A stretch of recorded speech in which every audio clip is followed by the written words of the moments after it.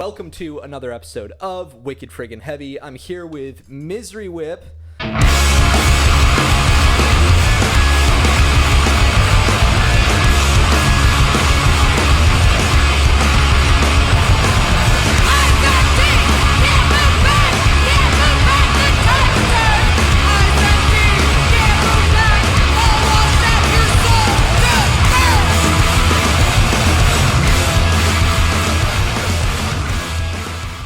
We're going to talk about a whole bunch of things, starting with just Maine punk, heavy music.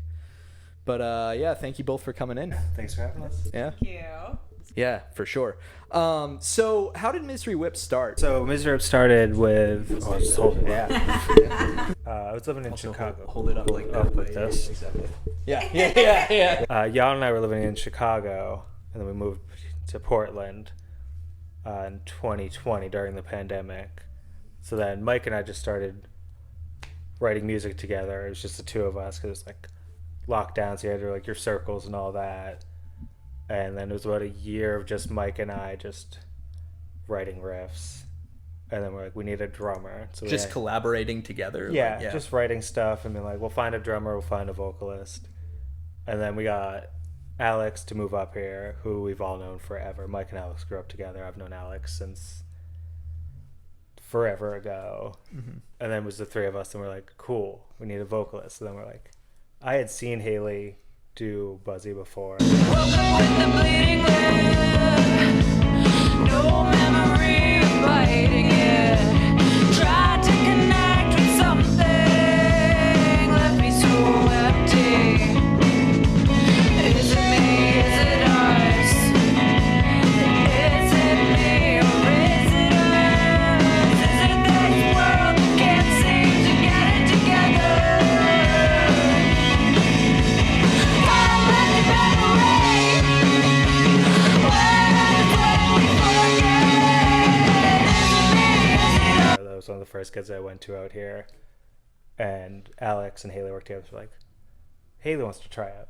Cool, let's do that. What Buzzy gig were you at? The Brass Rail. That was a good one to Yeah, see. that was the first gig I went to in Portland. So many people probably got COVID that night.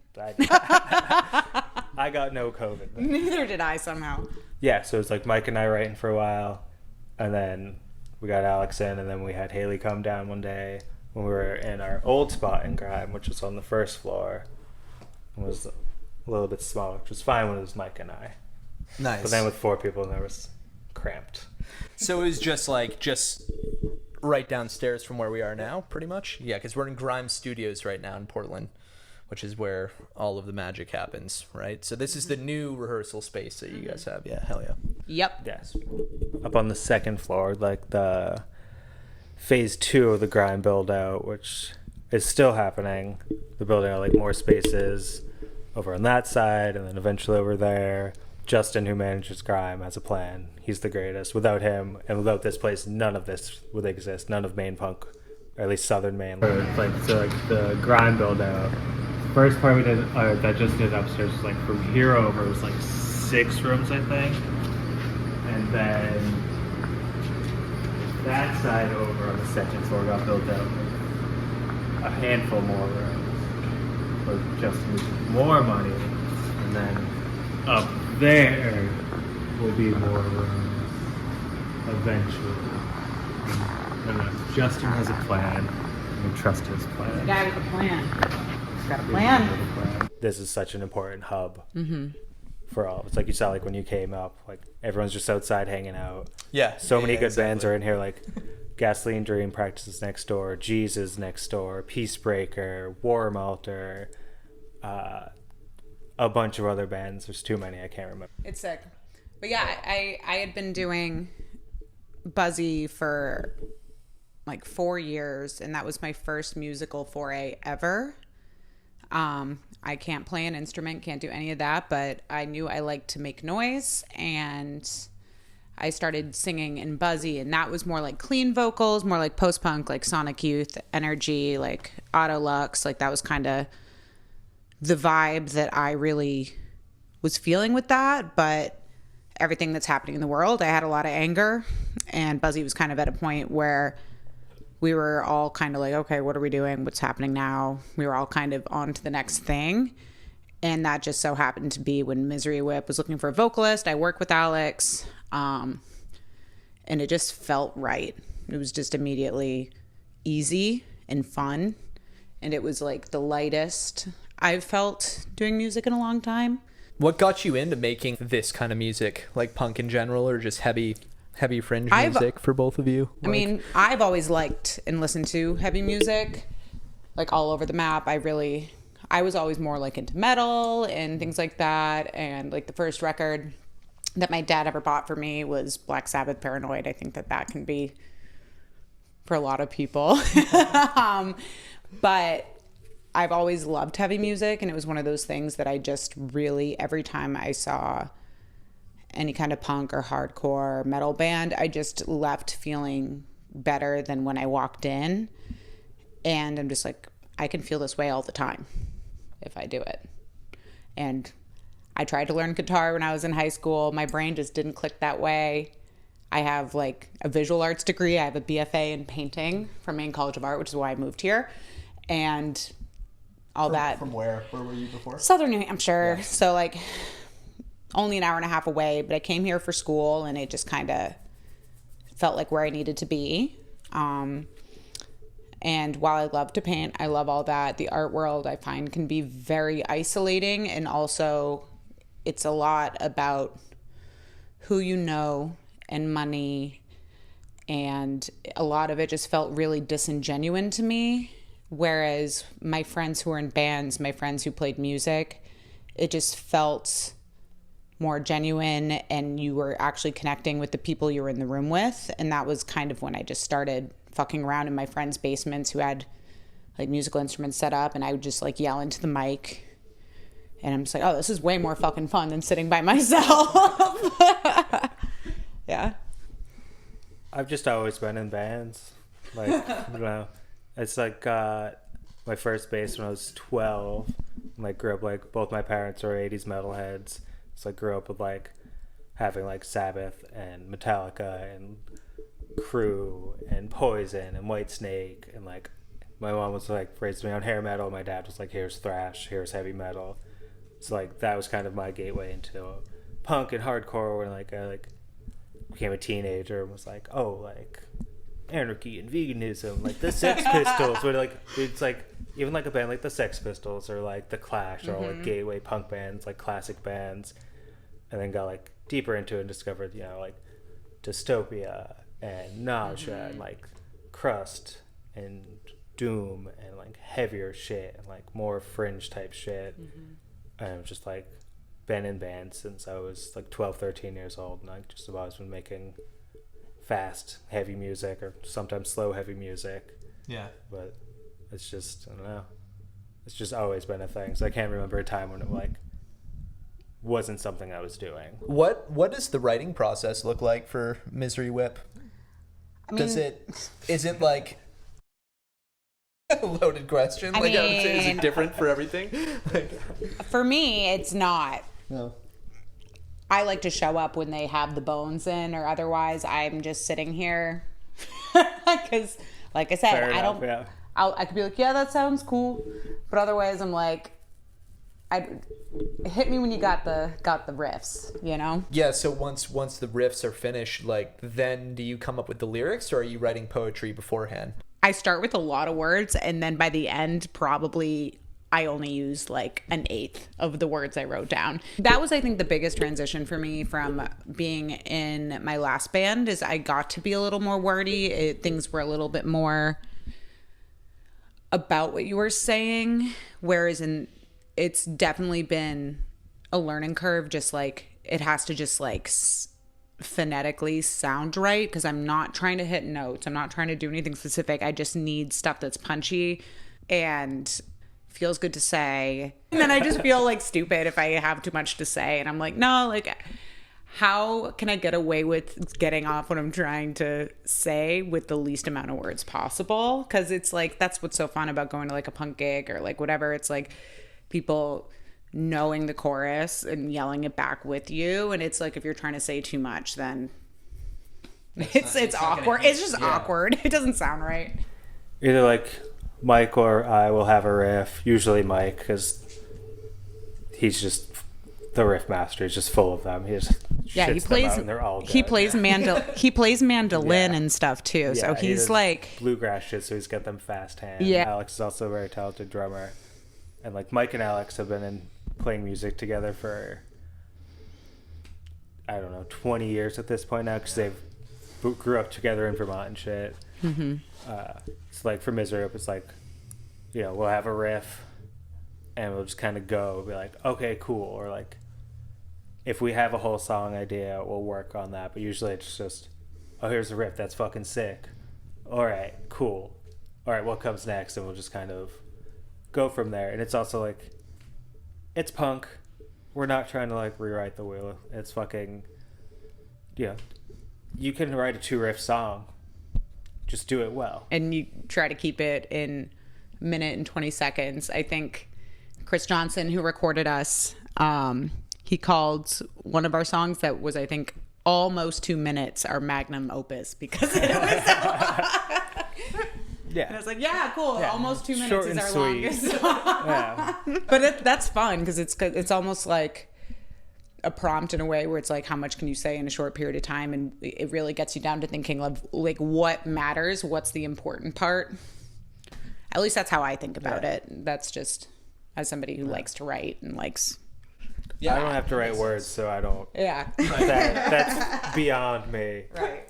I just like to play fast. Like that's with Miserywhip. It's very much like all gas, no brakes. Just like hit the ground and just fucking go. Just go. Like Yeah. go fast, Straight to and the we end. can always play faster. Right. Yeah, like, you know, and there are parts that are slower too, but it's not like, you know, like with like our other project Qualms, like there's a lot more slowness in it and like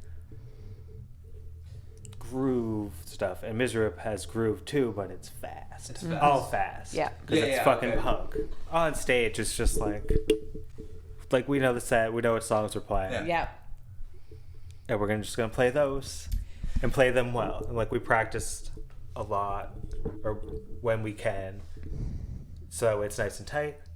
Put on a good show. So you know, the more you practice, the more fun you can have. The nice thing too about Miserywhip is we are always trying to write new stuff, but there is a testament to like putting it down and being able to pick it right back up again, because I had a baby last year. I actually played 9 shows pregnant.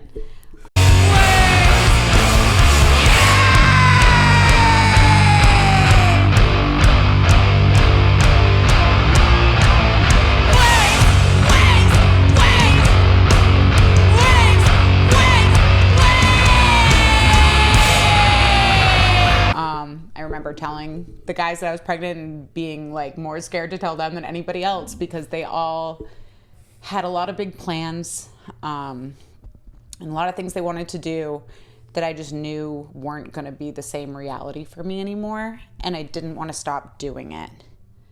And I could not have asked for a better group of people to surround myself with in that time, like truly some of my best friends, but also so supportive of me and my physical limitations, but also just like mentally where I was at and how different things were for me.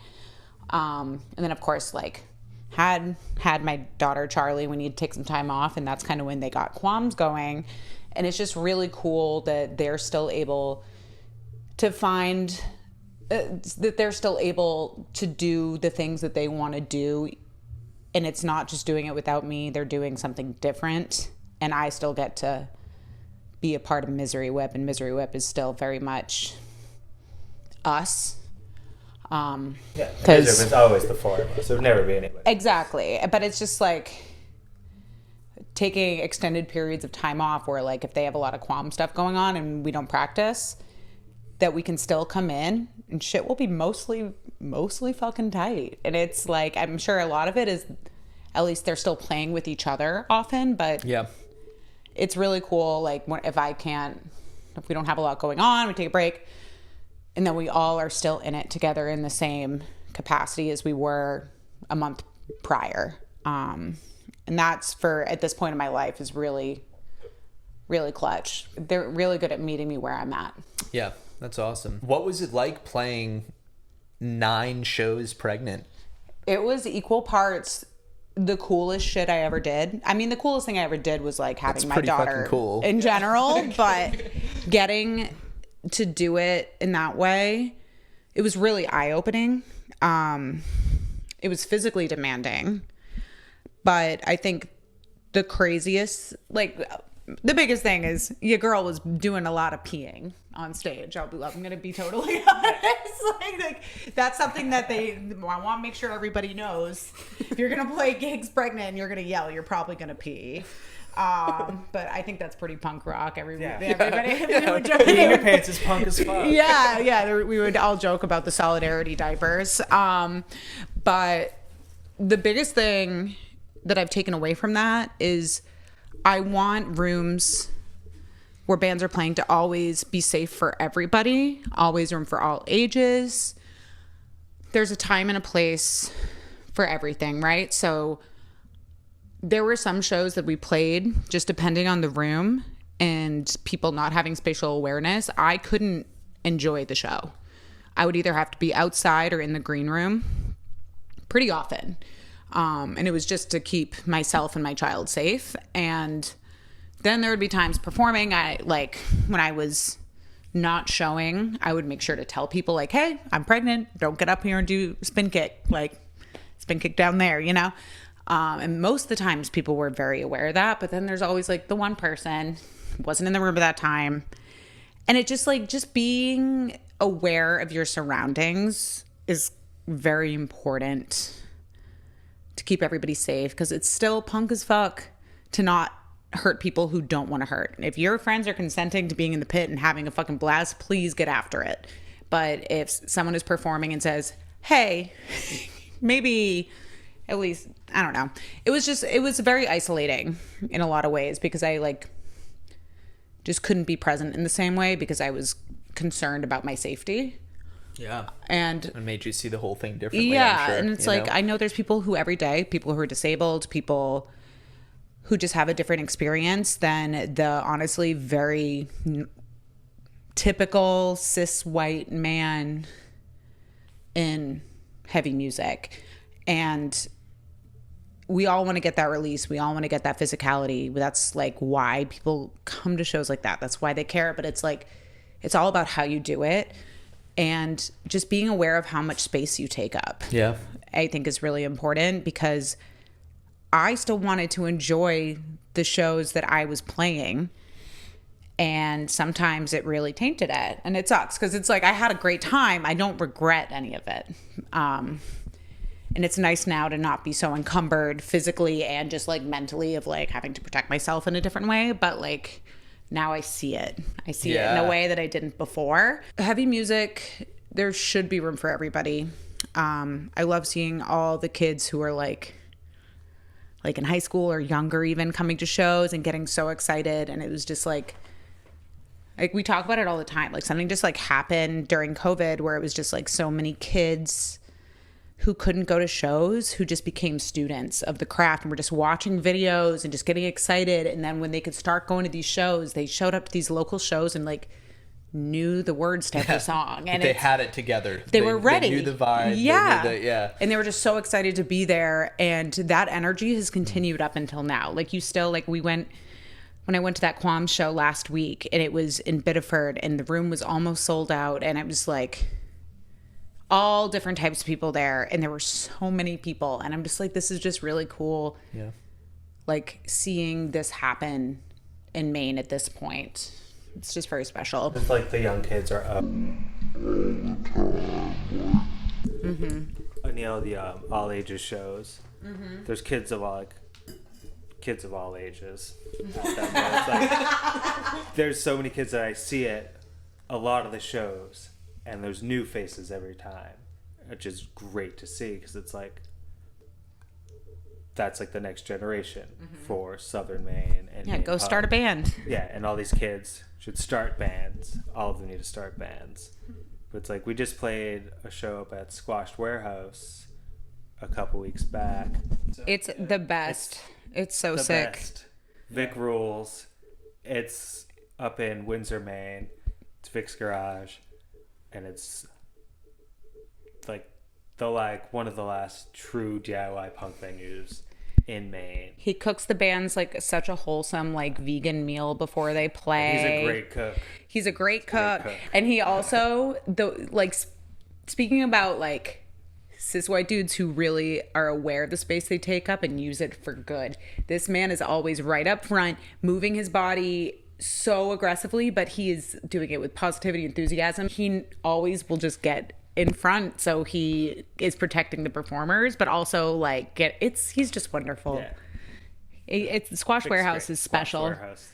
And there's always new faces, young. Like, Yeah, and people it's bring so their good like to see. children. And like here in Portland, like we don't have as many all ages venues as we should. Right. Or at least I would like to see, but it's like, like when we play at Space and go to different other bands at Space, and it's all ages, and there's so many kids. And like when I say kids, there could be anywhere from like 16 to 30. Yeah. I can't tell anymore. But the young kids need to start bands. Yeah. That's it. Yeah, so is that the main thing that you would say to the younger generation, like anyone from the younger generations watching this? Or is there anything else? Yeah, that's it? That's it. Start a fucking band. Start Simple a band. as that. And I get a lot of We'll people, fucking book you. the amount of people who say to me, they're like, oh, I don't know how you do. And I'm like, I didn't know I could do it till I did it. So you just get up there and do it. And if you like doing it, you might not be good, but if you like doing it and you keep practicing, you might get good, or you just might continue to have a good time. I don't know. Like, Get that rush. It's supposed to sound like shit half the time anyway. So yeah, exactly. Is there any good Miserywhip stuff on the horizon we should all be aware of? So I guess like for the future, we don't have anything like crazy. So like no announcements or anything. Because it's like obviously like after Charlie was born, we obviously aren't as active. We do it when we can, based on all our schedules, and obviously like Hayley's raising a beautiful child, and that's work. cool. She's pretty fucking cool. I don't even like kids. I love Chuck. She has that effect on a lot of people, Yeah. actually. Like the first time I held her, she was like 2 weeks old. I started getting like teary-eyed. I was like, oh no.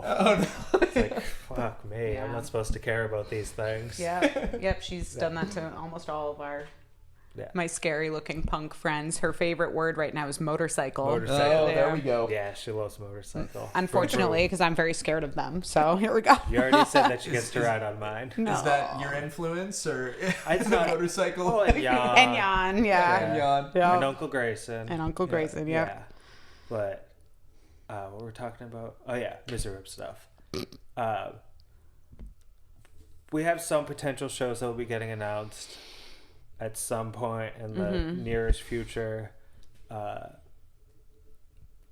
There will be another record at some point, Yeah. eventually. Yeah, it's very Right. much, we're not putting pressure on it. Yeah. We're having fun with it, and with it in mind that we want to do another EP in the near future, but we're not killing ourselves over it. Yeah. We're not like pressed for Yeah. time. We don't have like That's the a best, label up our ass being like, you're Yeah. gonna put those out, you're gonna put another record out. We're just Miserywhip is fun. We do it when we can. And it's not as often as it was when we first hit the gate, because we came out and we're like, all right, let's do this. And then baby. So things slow down. And that happens. And like we all love each other and are just, we do it when we can. And we'll do more of it. Like when Chuck's older, probably be a lot easier when she can just come to the gigs. Yeah. But It's true. Because There will they be make stuff. those baby ear coverings, but I'm like, I feel like these aren't rated for the kind of music we're making. You know, it's the ones that I got you they're -31. okay. They're Hell about the same as the Hear Nothing earplugs. She's gonna go to a Beers Brosnan gig in a couple weeks. So. Oh. Or I think the last question that I have for you guys is, and this is a big one. Why do you think heavy music is important in today's society? or just heavy fringe art in general? Well, I think fringe art has always been important for this, and it's just sharing our experiences with like-minded people. And it's it's a little different now with like social media and the internet. Like, you can find like-minded people pretty easily, but there's something about getting in a room and physically being with people who are just as angry and feeling the same things you are, and having that kind of shared release. And also it's an opportunity to like share resources and like just talk about what we're all experiencing right now, because it's pretty fucking bleak. And where we live in southern Maine, we're very lucky because it's not as bad as it is in other places. But it's just important because you have to show up. And if you show up, then you feel the support, you feel the community. Because that's really all that it comes down to, is community.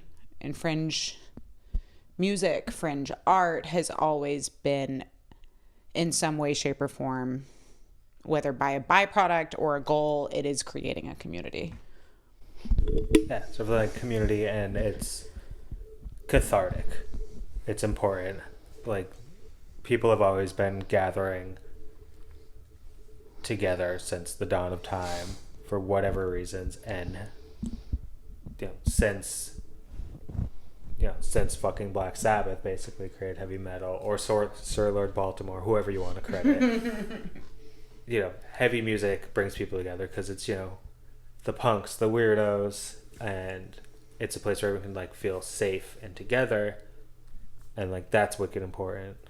And it's just like, I don't know, it's a thing we all like, so we're all gonna keep doing it.